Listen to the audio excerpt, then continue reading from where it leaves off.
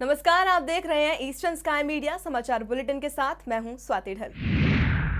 अरुणाचल प्रदेश के मुख्यमंत्री नाबम तुकी ने गुरुवार को पासीघाट में मल्टीपर्पज आउटडोर स्टेडियम का शिलान्यास किया। शिलान्यास समारोह में राज्य के गृह मंत्री तांगा ब्यालिंग, सांसद निनोंग इरिंग समेत कई लोग मौजूद थे। समारोह को संबोधित करते हुए नाबम तुकी ने कहा कि आने वाले दिनों में पासीघाट क्षेत्रीय और राष्ट्रीय स्तर के टूर्नामेंट की मेजबानी करने में सक्षम हो जाएगा। नाबम तुकी ने शहरी विकास विभाग को निर्देश दिया कि निर्धारित वक्त के अंदर स्टेडियम का निर्माण कार्य पूरा करें। इस आउटडोर स्टेडियम में 12,000 दर्शकों के बैठने की क्षमता होगी। साथ ही यहां वीआईपी लॉन्च, मीडिया रूम और खिलाड़ियों के लिए आवास की सुविधा भी दी जाएगी। इस दौरान उन्होंने प्रदेश के युवाओं को खेलों में आगे बढ़ाने के लिए प्रेरित किया। साथ ही खिलाड़ियों में अपार प्रतिभा की उपस्थिति को स्वीकारते हुए ओलंपिक खेलों में कांस्य पदक विजेताओं के लिए 50 लाख रुपए, रजत के लिए 75 और स्वर्ण पदक विजेताओं के लिए 1 करोड़ रुपए के नगद पुरस्कार की घोषणा भी की। इसके साथ ही नाबम तुकी ने शिक्षा और स्वास्थ्य के क्षेत्र को राज्य सरकार की प्राथमिकता बताते हुए आश्वासन दिया कि 10वीं कक्षा के बाद सभी छात्रों को लैपटॉप दिए जाएंगे। आपको सैनिटाइजेशन के लिए गाड़ी चाहिए, ये भी नियम है। पार्किंग प्लेस फीस का और यूरिया चार्जेस का, ट्रेडिंग लाइसेंस का और ये सारा फैसिलिटीज थोड़ा पावर चाहिए। ये पावर भी आपको मिल जाएगा, लेकिन काम अच्छे से करना पड़ेगा। दायित्व जिन लोगों ने आपको दायित्व दिया है उन लोगों का सुरक्षित के लिए, उनका रहन सहन के लिए, उन लोगों का उन्नति के लिए और उन लोगों का सुविधा के लिए जो दायित्व दिया है उन लोगों के लिए काम करना जरूरी है। तो ये इस बार तो पासीघाट और ईटानगर पहला म्युनिसिपल बनाया, प्रकृति तो होगा। कोई भी चीज शुरू करते समय में प्रकृति तो होती है, फिर धीरे धीरे ये अच्छा हो जाएगा। हम लोग उसका भी पूरा मदद करेगा। और अंत में मैं यहाँ का जो अर्बन डेवलपमेंट डिपार्टमेंट डायरेक्टर कबादर साहब, डिप्टी डायरेक्टर और सारा ऑफिसर और स्पोर्ट्स डिपार्टमेंट, डिस्ट्रिक्ट एडमिनिस्ट्रेशन और एजुकेशन डिपार्टमेंट, सभी लोगों ने आज यहाँ भाग लिया। सब लोग ने पार्टिसिपेट किया और ये ऑर्गेनाइज किया कि पासीघाट में जो मल्टीपर्पज आउटडोर स्टेडियम, बहुत बड़ा एक स्टेडियम बनाने का सपना था, तो आज वो पूरा करने के ये फाउंडेशन स्टोन डेइंग सेरेमनी में सब लोग ने भाग लिया और हमको यहाँ आने का मौका मिला। आप सबको बहुत बहुत धन्यवाद देता हूँ। इतना में करके मैं मेरा बच्चे सभी लोगों को आशीर्वाद है। अरुणाचल प्रदेश की राजधानी ईटानगर में गुरुवार को ईटानगर मार्केट वेलफेयर एसोसिएशन और कैपिटल कॉम्प्लेक्स के डिप्टी कमिश्नर ने इनर लाइन परमिट चेकिंग अभियान चलाया। चेकिंग के दौरान करीब 70 ऐसे लोग पाए गए जो उचित दस्तावेजों के बिना ही प्रदेश में रह रहे थे, जिन्हें बाद में बंदरदेवा चेक गेट के पास ले जाकर छोड़ दिया गया। IMWA के प्रेसिडेंट युमलांग आचुंग ने बताया कि राजधानी में शरारती तत्वों के द्वारा जबरन वसूली की घटनाओं को देखते हुए ये कदम उठाया गया है। उन्होंने कहा कि इससे व्यापारी समुदाय खुद को सुरक्षित महसूस करेगा, इसलिए समय समय पर इन कार्यक्रमों का आयोजन किया जाएगा। आपको बता दें कि अरुणाचल प्रदेश में इनर लाइन परमिट के बिना बाहर के लोगों को प्रवेश प्रतिबंधित है। बाहरी लोगों को प्रदेश में आने के लिए सरकार की अनुमति की आवश्यकता होती है, लेकिन अभी भी कई लोग बिना अनुमति और बिना परमिट के अरुणाचल में रह रहे हैं, जो कानूनी रूप से अपराध है।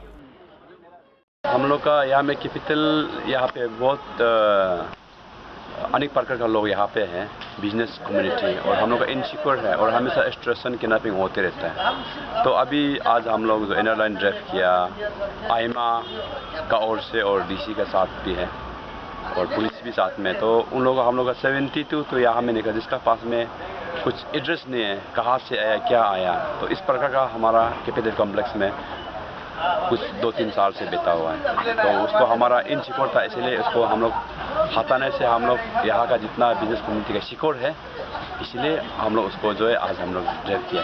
अभी तो हमारा यहाँ में जो शेयरिंग करके आज तक मेरा तो 16 डेज है और 16 डेज में तो बिल्कुल नहीं चल रहा, और जितना दुकानदार खुश है और जो अभी जो हमारा स्ट्राइक और ये चेक एंड बैलेंस ये कंटिन्यूस हमारा तक जारी रहेगा। अरुणाचल प्रदेश की राजधानी ईटानगर स्थित पीसीसीएफ ऑफिस में बुधवार को जंगलों के संरक्षण के विषय पर वर्कशॉप का आयोजन किया गया। पर्यावरण एवं वन विभाग के द्वारा कार्यक्रम आयोजित किया गया था। वर्कशॉप को संबोधित करते हुए मुख्य प्रधान वन संरक्षक ओमकार सिंह ने जानकारी दी कि पिछले साल प्रदेश के जंगलों में करीब 400 आग लगने जैसी घटनाएं सामने आई थी। इन घटनाओं को ओमकार ने वैश्विक समस्या बताया और कहा कि जंगलों के संरक्षण के लिए वन विभाग को हमेशा सतर्क और तैयार रहने की जरूरत है। वर्कशॉप में ईटानगर के चीफ स्टेट ऑफिसर तालो पोतोम मुख्य अतिथि के रूप में उपस्थित थे। उन्होंने कार्यक्रम को संबोधित करते हुए कहा कि हमें जंगलों को नुकसान पहुंचाने वाले लोगों के लिए कड़ा कानून बनाने की जरूरत है। पोतोम ने बताया कि उन्होंने अभी तक ऐसा कोई भी केस नहीं देखा जहां आरोपियों के खिलाफ कड़ी कार्रवाई की गई हो। वहीं उन्होंने सभी वन अधिकारियों से सतर्क रहने की अपील की और उम्मीद जताई है कि इस साल जंगलों में आग लगने जैसी घटनाओं में कमी आएगी। अभी फॉरेस्ट सर्वे ऑफ इंडिया जो देहरादून में एक ऑफिस है, वहाँ ऑल ओवर इंडिया का फायर डिटेक्शन होता है। इमिडिएटली जैसे कहीं धुआं भी निकलेगा, इमिडिएटली उनके यहाँ डिटेक्ट हो जाता है और उनके यहाँ ऑटोमेटिक सिस्टम है कि एकदम मैसेज आता है हर स्टेट में कि आपके स्टेट में इस जगह में इस लेट लॉन्ग पे फायर लगा हुआ है। तो पिछली बार हमको करीब 400 जगह में ऐसे मैसेज मिला कि प्रिवेंशन करना है, क्योर पे ज़्यादा वो नहीं करना, आप प्रिवेंट ही करिए फायर को ताकि हो नहीं। तो फायर को प्रिवेंट करने के लिए सबका सहयोग जरूरी है। आपको लोकल लोगों से मिलना होगा, उनके साथ उनको अवेयर करना पड़ेगा। मैंने देखा है कि बहुत सारे लोग बहुत अच्छा काम करना चाहते हैं यहाँ लोकेलिटी में, सोसाइटी में, और हम लोग क्या है कि उनसे बहुत डिस्टेंस बना के रखते हैं। हमें उनके पास आना पड़ेगा और उनको बताना पड़ेगा कि फायर से क्या नुकसान होता है, क्योंकि बहुत सारे लोगों को आइडिया नहीं है। वो अपना ये झूम खेती के उसमें अपना छोटे से एरिया में आग लगा करके चले जाते हैं और फिर उसको स्प्रेड हो जाती है जंगल में। फॉरेस्ट फायर जो है यहीं नहीं है, एक इस चीज़ का प्रॉब्लम ऑल ओवर वर्ल्ड है। तो मैं समझता हूँ आप लोग यहाँ आए, आप बिल्कुल इसको अच्छी तरह सीखिए। सब लोग बहुत एक्सपर्ट इनका डिपार्टमेंट है, इसी काम को करता है। और मैं रिक्वेस्ट करूँगा कि आप लोग ये फायर सीजन में बिल्कुल ही ऐसा हो। सीएम साहब हमको बार बार ये बोलते हैं, इसलिए हमने ट्रेनिंग फर्स्ट टाइम रखा है। उन्होंने बोला कि अपने स्टाफ को भी ट्रेन करो, अवेयरनेस प्रोग्राम देना है, लोगों के बीच में जाइए, उन्हें बताइए इससे क्या नुकसान हो सकता है, क्योंकि इससे हमारा करोड़ों रुपए की संपत्ति जलती है। तो नुकसान तो स्टेट का, नेशन का है, सबका होता है। फॉरेस्ट का प्रिजर्वेशन, कंजर्वेशन, यूटिलाइजेशन इसके लिए खोला गया है।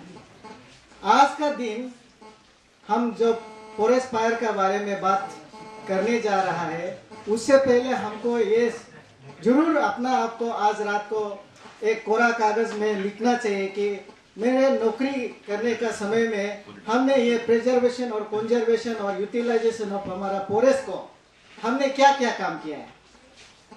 रेंजर हो, डीएफओ हो, पीसीसीएफ हो, एडिशनल पीसीसीएफ हो, डेली हर दिन हमें देखना चाहिए कि फॉरेस्ट का या एनवायरनमेंट का रिलेशन में हमने क्या काम किया। तो जो फॉरेस्ट जो सेक्शन को कभी कभी गलत डालते हैं, एविडेंस ठीक से नहीं कर पाते हैं, जिसका कारण से हम उसको कन्विक्ट नहीं कर पाया। जनवरी में हमारा एग्जीक्यूटिव एंड जुडिशरी अलग हो गया, हमने सारा फाइल को वहाँ हैंड ओवर कर दिया। तो प्रोसिक्यूशन पार्ट आपका होता है, आप प्रोसिक्यूशन में ठीक नहीं करेंगे, प्रोसिक्यूशन एविडेंस ठीक से नहीं देंगे, कन्विक्शन नहीं होगा, कुछ नहीं होने वाला है। हमारा फॉरेस्ट का जो एनवायरमेंटल लॉ है, फॉरेस्ट लॉ है, वाइल्ड लाइफ एक्ट है, सारा जितना एक्ट है उनको लोगों को डरने देना पड़ेगा। प्यार मुहब्बत से, समझाने से, बुझाने से कोई समझने वाला नहीं है। ईटानगर का कोई भी नागरिक, कोई भी फायर सर्विस अचानक से नहीं किया गया है, जानबूझ के किया गया है।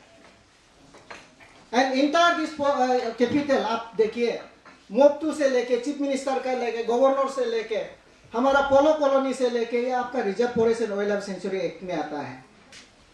हमारा कमजोरी कहाँ में है? डिपार्टमेंट में है। आज का दिन में हम चाहेंगे कि आप अपना डिपार्टमेंट का जो फील्ड लेवल है, अपना जो पीसीएसएफ लेवल तक का आप लोग विचार करें। हम कहाँ में गलत हो गया, हम कहाँ में चूक गया। अरुणाचल प्रदेश के ईटानगर स्थित साइंस सेंटर में गुरुवार को national council of science and technology communication ने 22वां नेशनल चिल्ड्रन साइंस कांग्रेस मनाया। जलवायु परिवर्तन से पर्यावरण में होने वाले प्रभाव के बारे में जानकारी देने के मकसद से समारोह को आयोजित किया गया था। आपको बता दें कि national council of science and technology communication एक ऐसा मंच है जहां 10 साल से 17 साल तक के बच्चे वैज्ञानिक तरीकों का उपयोग करके सामाजिक समस्या को हल करने की अपनी क्षमता दिखाते हैं। इस मौके पर सरकारी और निजी स्कूलों के कई छात्र मौजूद थे। छात्रों को संबोधित करते हुए APSST के सेक्रेटरी RK मिश्रा ने युवा वैज्ञानिकों का स्वागत करते हुए उन सभी की सफलता की कामना की। अरुणाचल प्रदेश के लेकी गांव स्थित अरुणाचल लॉ अकेडमी में बुधवार को नेशनल लॉ डे मनाया गया। समारोह में एडवोकेट जनरल कारदाग इते, Arunachal Pradesh state legal service authority के OSD दानी बेलो, सचिव बूडी हापुंग और अरुणाचल लॉ अकेडमी के प्रिंसिपल उत्तम डेका सहित छात्र मौजूद थे। समारोह में मौजूद सभी प्रतिभागियों का ये कहना था कि अरुणाचल प्रदेश में लंबित मामलों के जल्द निपटारे के लिए न्यायाधीशों का गठन हो। वहीं समारोह में निबंध प्रतियोगिता भी रखी गई थी।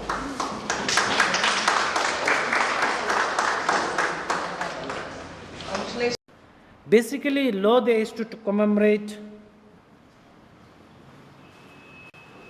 the day on which it is said to be a day on which cohesive democracy governed by the rule of law.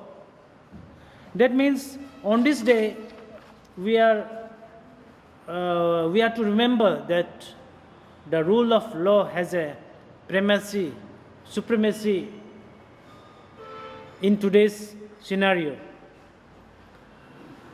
The day is also remembered on which three basic constitutional edifices to be remembered. First, there is a need to uphold the rule of law. Secondly, the day is to be regarded as a day on which independence of the judiciary is to be affirmed. In today's world, unlike the ancient times, the rule of law is the more important aspect of the system.